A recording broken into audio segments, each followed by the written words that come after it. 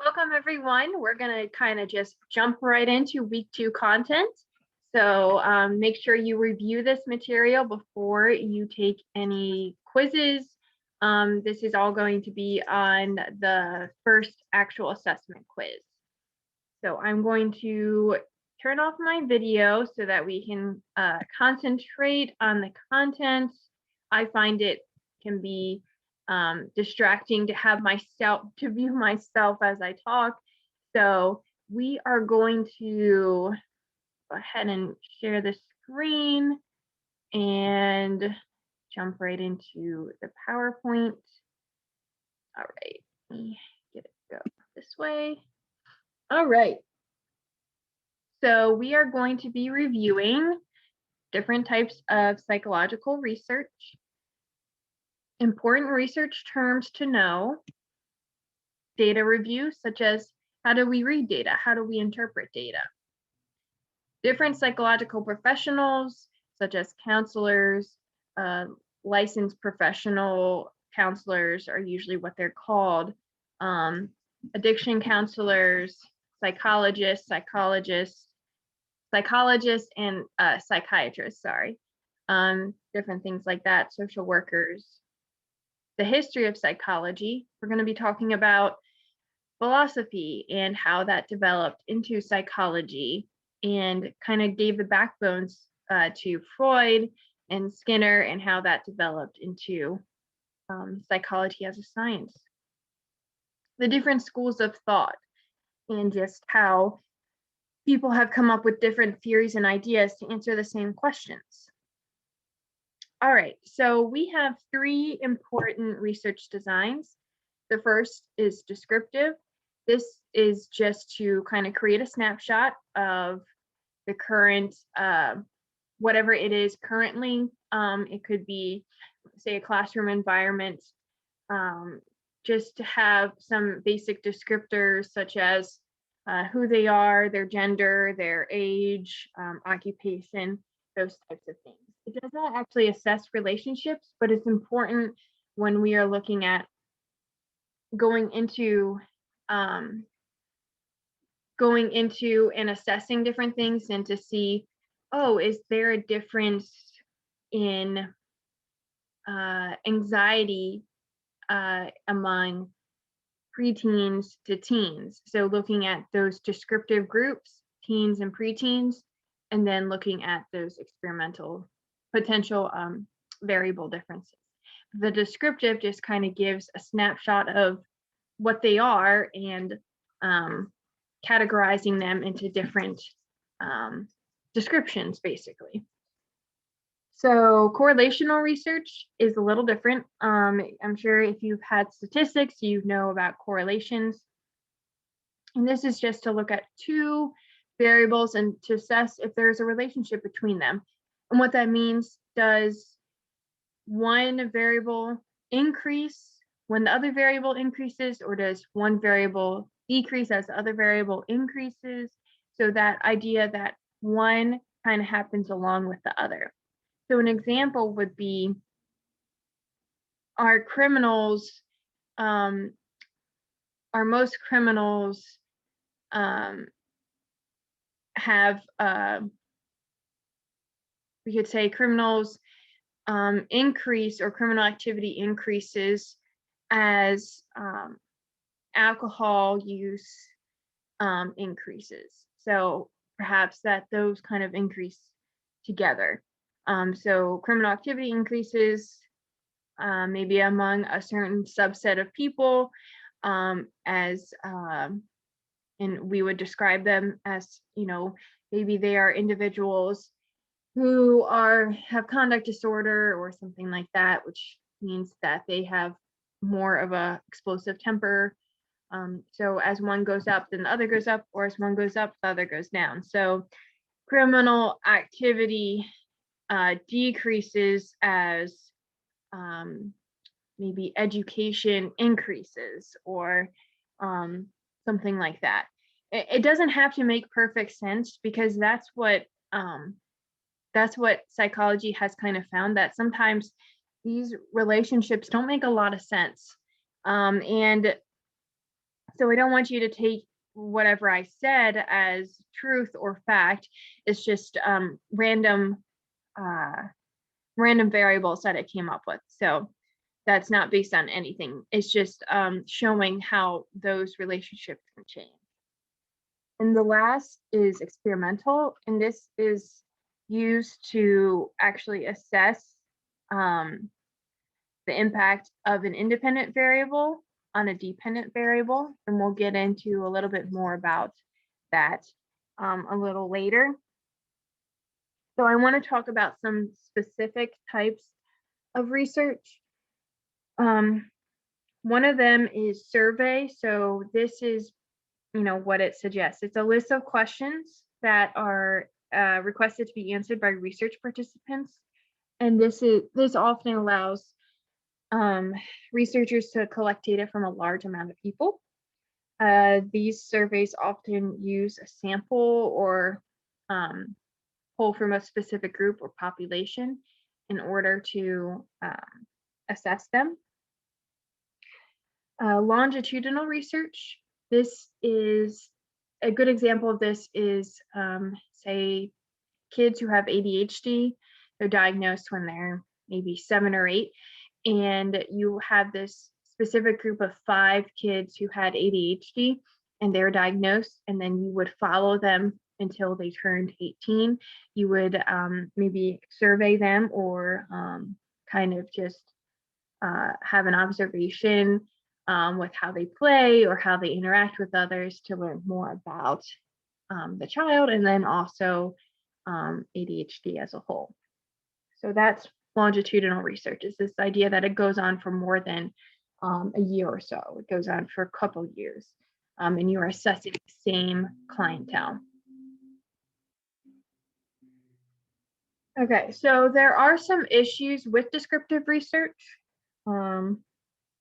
It may not be possible to generalize that, say, white females in this specific subset or group, say there's about 50 participants of white females, and more than half of them are feminists.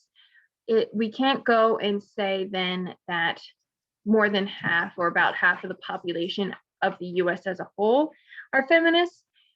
We would have to take an sample from all the different states, all the different areas and groupings, and it would have to be really like a census in order to figure out how many feminists or what amount of feminist white women are in the United States, and if they're what percentage of the population they are. So we can't just pull like a data analysis and say that this is true for the entire population. We have to understand that it doesn't always read into the general population, but might just read into this sample that you had of people. Okay. There are some limits in correlational research as well. Correlation does not prove cause and effect. So there could be another variable that we haven't addressed that could be affecting the correlational relationship. So say, for example, vegans usually, when you increase eating vegan, you also increase stomach pains. But what might be happening, instead of those actually correlating together, there might be a covariate or something that is kind of happening on the side, and that could be maybe bad water. Maybe at the same time that you are eating more vegan food and your stomach is becoming upset, you're also drinking water that is not good. And so that's one way in which you may assume that there's a correlational value, but there's actually confounding variable. All right.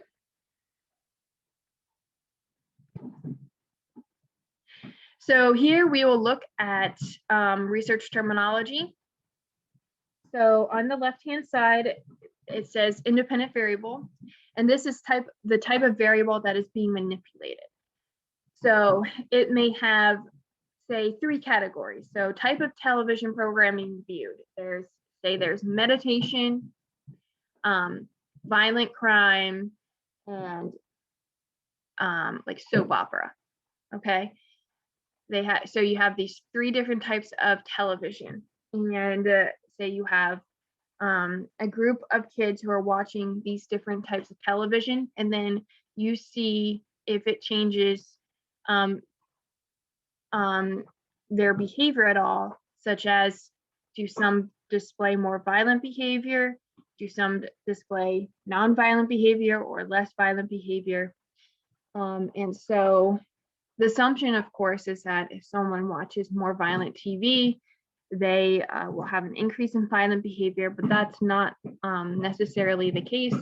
There's been some research suggesting that it can be the case, and some that are suggesting not. So this is just one way in which research can be. It's cool to look at, and it's interesting to look at, but there's often a lot that goes into figuring out if one thing affects something else. So if the type of television actually affects the type of behavior that is displayed. Okay. So we're looking at more research terminology. Reliability is the ability to basically consistently reproduce a given result. And this would be if we have, say, the research that we just did with the television, and we were able to reproduce and get the same result in 5 or 6 other studies. So if we just did the same study over and over again and tried to see if the same results happened. And if that's the case, then we know that this study is reliable. Validity, and this is more so looking at the measurement. So is the measure that you are using to measure violent behavior, is it accurate? Is it giving the result in measuring what it is designed to measure? Another way to think of this is a survey that measures depression. It doesn't depend upon who we give it to that it measures the depression, or does it sometimes measure anxiety, or does it sometimes measure something else that isn't depressing. So the idea is that every single time that you give this scale, this depression scale, it measures depression, and that the questions used are universal in that it can resound with any type of person. Now, this also leads into the caveat of cultural competency, and that sometimes those who have different cultures or backgrounds from maybe quote unquote the mainstream American norm, we may have to develop new measures to account for that. And that's something that psychology is currently working on, because we all interpret things a little differently. So we want to make sure that we can use the same or almost the same measure across the board. But we know that that might not be the case. So statistical significance, this means that it is there is a significant, basically a significant p-value, which we won't go into too much, but just that the research or experiment that you conducted was found to have significance between the independent and dependent variable. So this is unlikely, a result is statistically significant if it is unlikely to arise by chance or whim, so that perhaps one variable affected the ultimate dependent variable.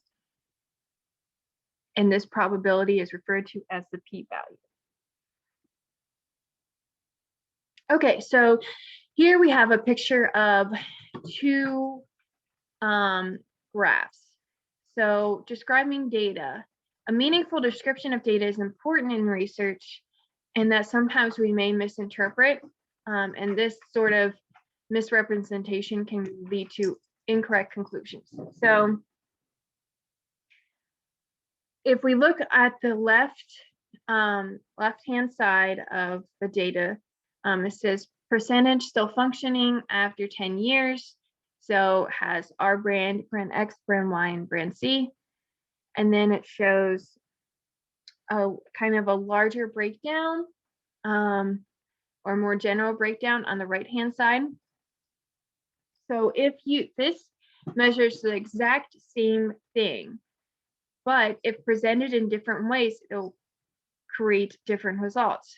So when you are trying to advertise how much better your brand is, you would want to use the left-hand data because it shows and it looks significantly, it looks like it significantly has higher ratings in our brand than the brand X, Y, and Z.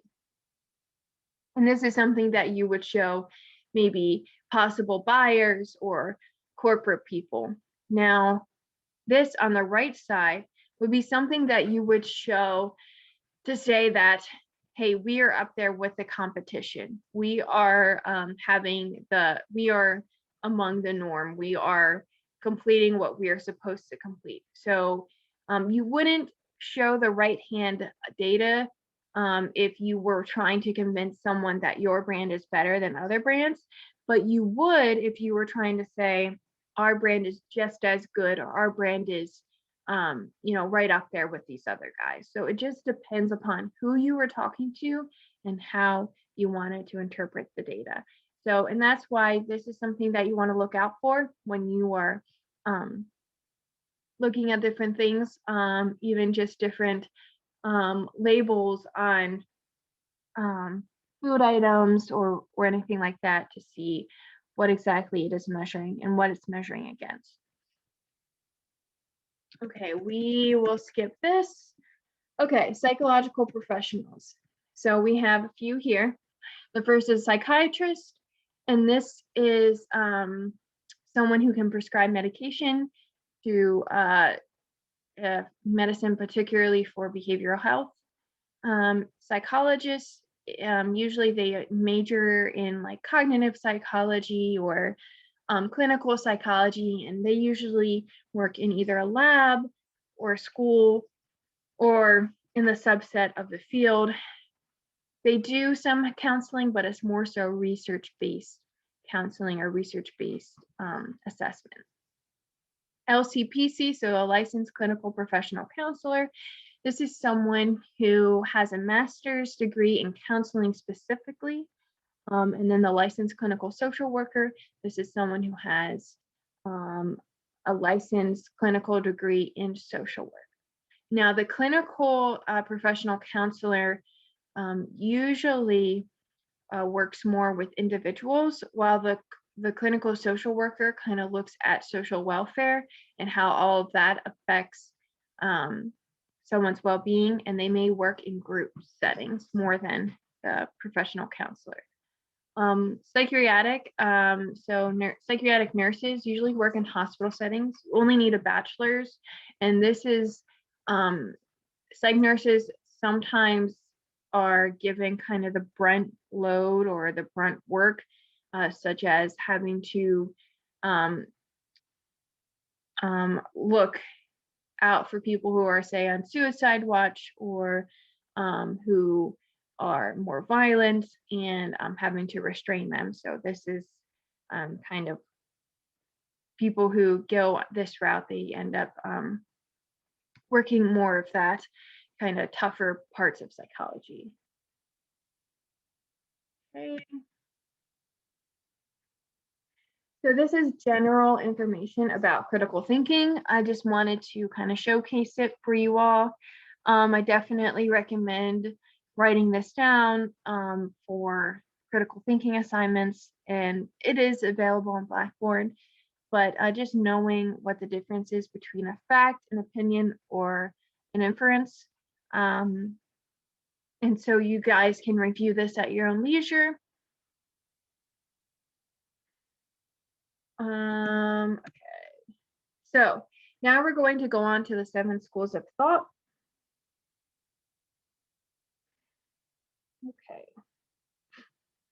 So in the beginning of psychology, William Wundt discovered reaction time, which was the idea of how long it took people to respond to a stimuli in their environment. So kind of like a stimulus and a response. He is known as the father of psychology.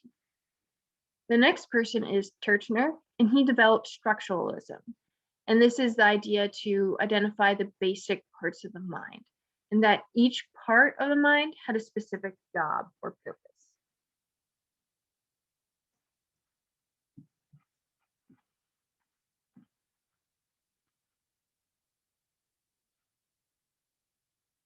A little bit more about William Wundt.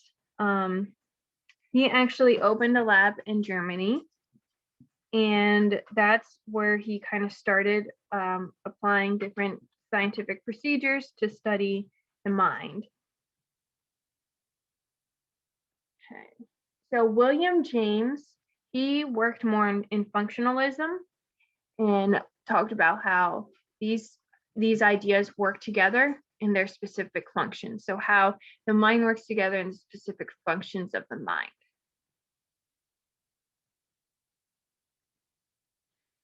Okay, so now we're going to look at early researchers. So Aristotle, Plato, and Descartes actually kind of developed the beginnings of psychology through their philosophy. And they came up with something called dualism. And it's this idea of a mind-body connection.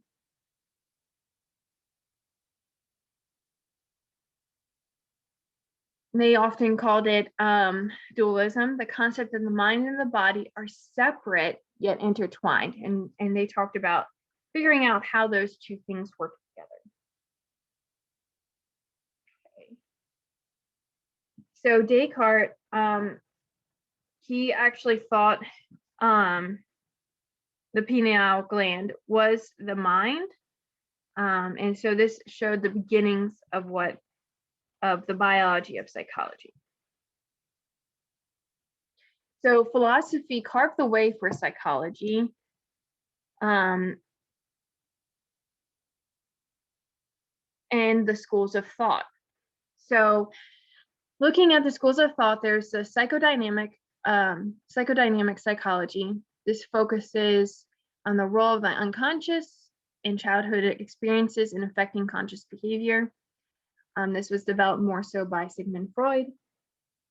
And so this transitioned psychology to go from philosophy to be a little bit more science-based, but not too much yet. And he specialized in talking about sexual repression, that personality is formed when around the time you're 5 years old, and it's kind of stagnant. He termed psychoanalysis that unconscious desires fueled your behavior, and that often you did not know what was going on the unconscious or in the unconscious. Okay.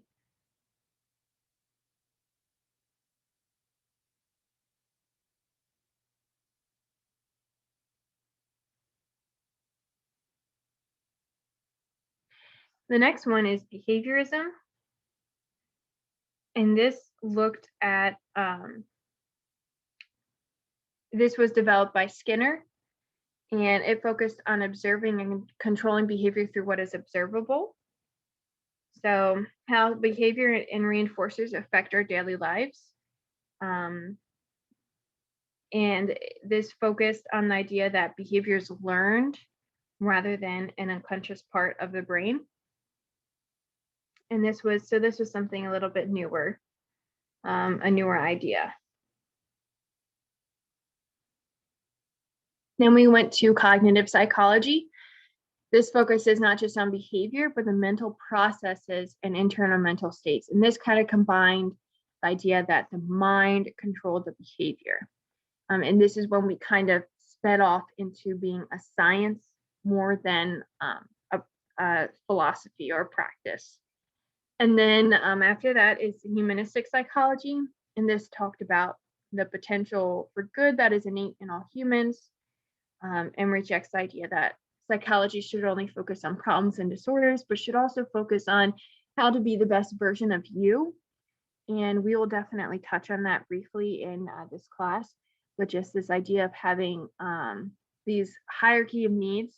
This was developed by Abraham Maslow, and how this hierarchy of needs and where you are at in this hierarchy shapes the behavior that you, or it shapes your mental state and also the behavior that you end up having.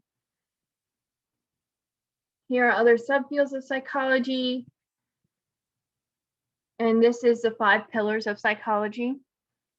So the first is the biological, this idea of having sensation and perception, consciousness, biopsychology.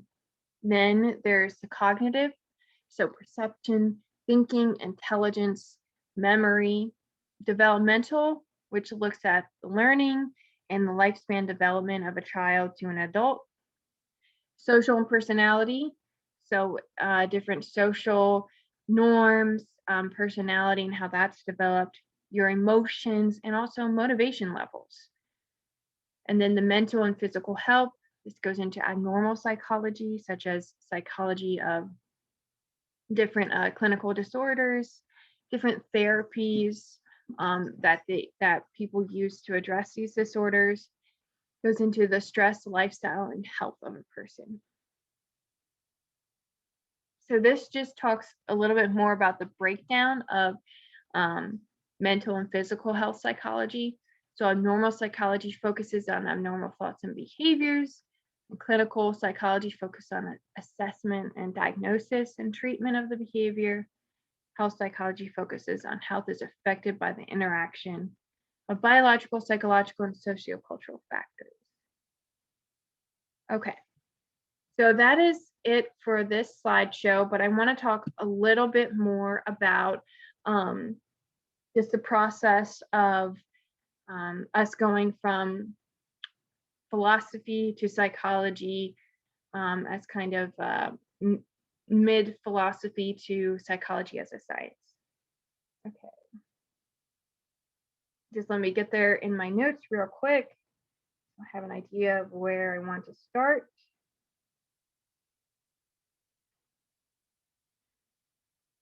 Okay. So I guess we kind of want to start about that mind body, that dualism concept. So we often try to figure out why or how the mind and the body work together. And one way that we did this was through the idea of the supernatural. So there are often supernatural theories suggesting that those who are suffer from mental illness often suffer from maybe demons or they're witches, that sort of concept. So historically from the very beginning, the understanding of psychology was kind of based on this. We don't know what it is, but we think has to do with demons or has to do with witchcraft.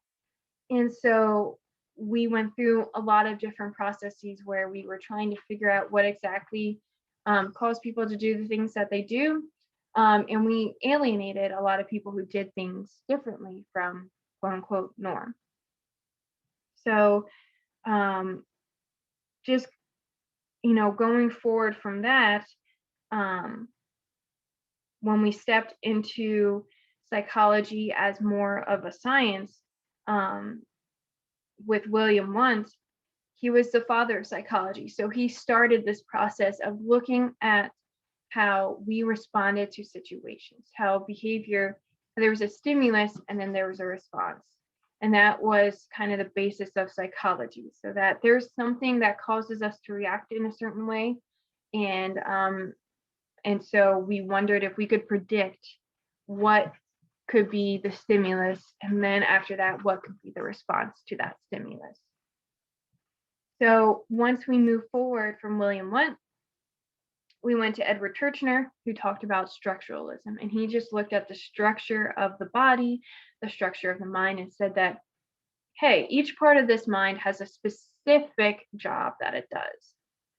And then moving on to functionalism, we were able to see that with William James, he termed functionalism, and that we have each part of our mind or our body performs a specific function, and how these functions kind of work together. So, and that kind of led into Sigmund Freud.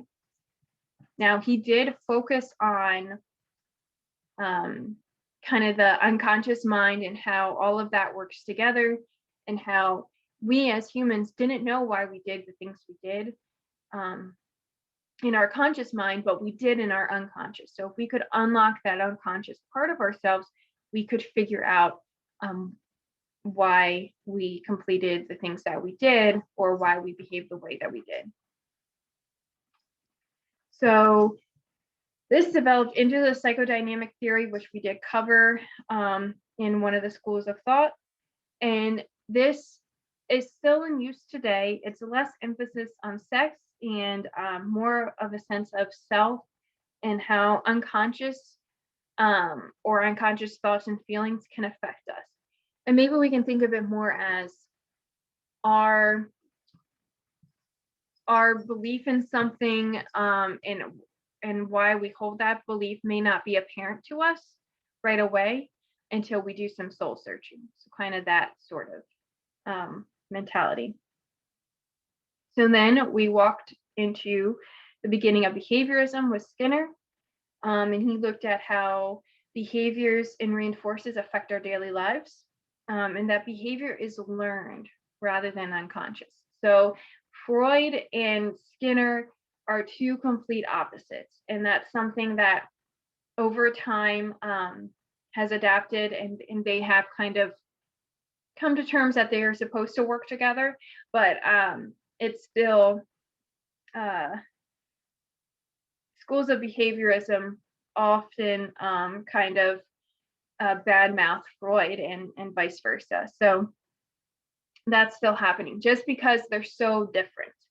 Now, from the behaviorism, we had John Watson as well, and he worked on, he was part of the Little Albert experiment, which we'll get into once we get to the behaviorism section. And then that led into cognitive psychology in the 1960s. And this is the idea of how a person thinks, remembers, stores, and then uses that information to do the things that we do. So there were things discovered then, such as memory, intelligence, perception, thought processes, language, all of that. And this also, we were able to figure this out through experimentation, and then also the development of computers, being able to kind of see into the mind with electroimaging, and how all that can affect us. Okay, so then we kind of moved into like more nuanced forms of psychology. So cognitive behavior, which is a cognitive and behavioral approach to psychology, sociocultural, so looking at society as a whole, and then the culture surrounding that society. But the main ones that you need to know is how psychology developed from philosophy with Descartes and Plato, and then going from there to Freud, going from Freud to Skinner and behaviorism, and going from Skinner to cognitive psychology. And within, when it was kind of moving over to cognitive psychology, in the midst of all that was humanistic psychology, which is more based on how to become the best version of yourself. And then Maslow hierarchy of needs, the idea that if you do not have food and water, it's hard to get to that pillar of education. So, you know, when someone is homeless, doesn't have a home, then their first priority is to find a home. Someone doesn't have food and water, then their first priority is to get food and water by getting a job. And it might not be education. So education is up higher on the hierarchy of needs. I think everyone should have education, but just knowing that we as humans, we have to get our base needs completed first, and how that progression goes. So that's it for this week of contents. Just email me if you have questions. Thank you yet again. I just have my dogs here with me, which is why you hear those noises. So I will see you for our weekly check-in. Thanks.